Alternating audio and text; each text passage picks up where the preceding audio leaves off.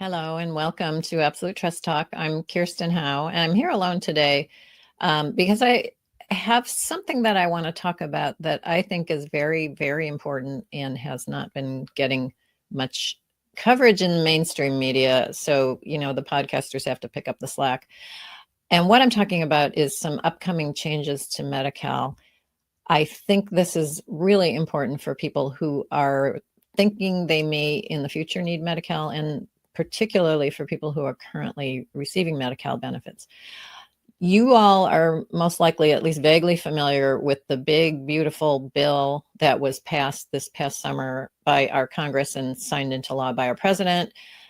It did a lot of things. One of the things it did was it called for reduced funding by the federal government to the Medicaid programs in all the states. In California, we call our Medicaid program Medi-Cal. So Congress has determined that they're going to start reducing federal funding to Medi-Cal. That's going to happen. That's going to play out over the next few years. We'll see how it goes. People are going to lose their Medi-Cal coverage. There's just no other way around it.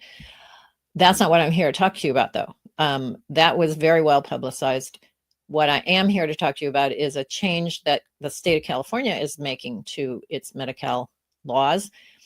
This doesn't apply in other states. This is just California. And what's happening is we are going back to having an asset limitation for Medi-Cal eligibility. Now, I'm not talking about people who qualify for Medi-Cal to pay for health insurance, to pay for doctor's visits, hospitalizations on what we call MAGI Medi-Cal. It's based on your modified adjusted gross income. That's MAGI.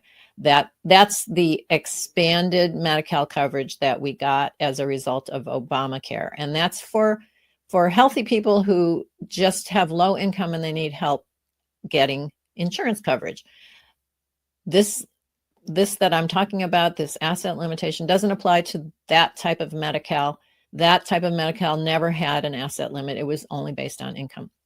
What I'm talking about is the Medi-Cal that generally is used by the elderly, by the disabled. It's Medi-Cal coverage that includes long-term care coverage, not just health insurance coverage. It includes long-term care. So people who apply for that type of Medi-Cal historically have always had to pass both an income test and an asset test. However, in 2024 in California, we got rid of the asset test. So for the last 2 years, only income was relevant in determining your eligibility for that long-term care type of Medi-Cal, the elderly disabled Medi-Cal.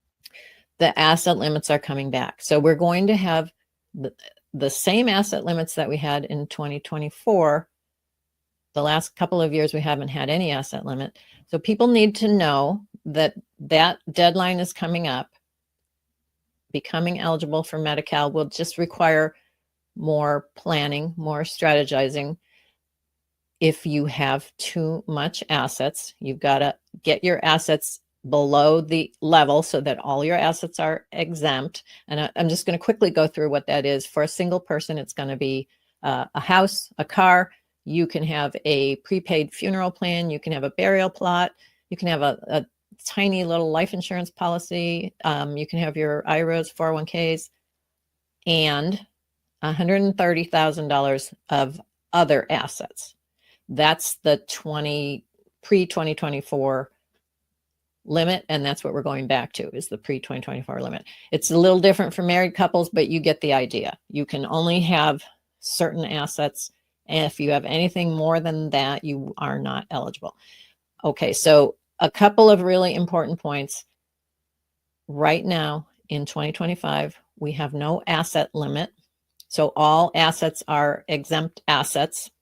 Exempt assets can be transferred without penalty. You all know when you hear Medi-Cal and transfers, I know you're out there thinking possibly out loud, what about look-back periods? What about transfer penalties? Yes, those are coming back too. Right now, all assets are exempt. We don't get penalized for transferring exempt assets. So that's an important point to take away from this. The other important point, and this is really important, and this is why I'm doing this here today, because I don't think enough people realize this.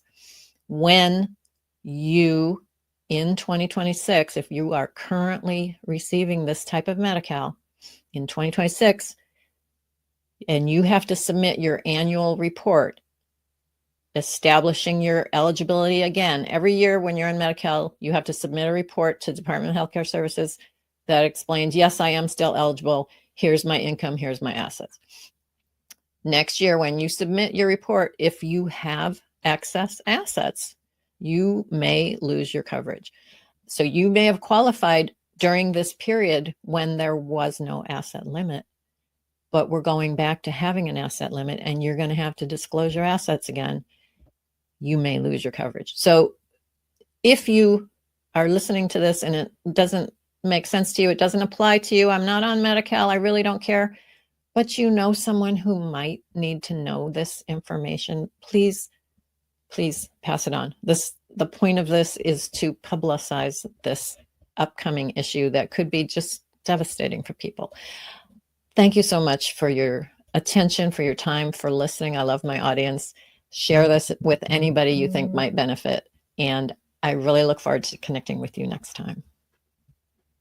Thank you for joining us today for another episode of Absolute Trust Talk Live.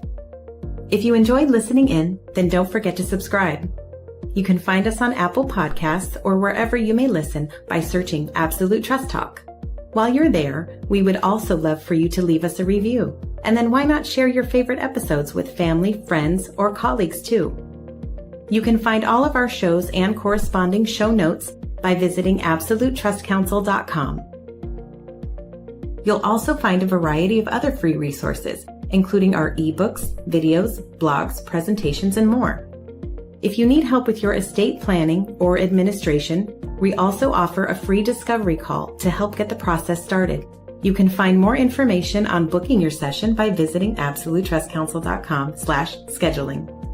Don't forget to keep an eye out for our next live episode. If you join us for the broadcast, you can submit questions during the show.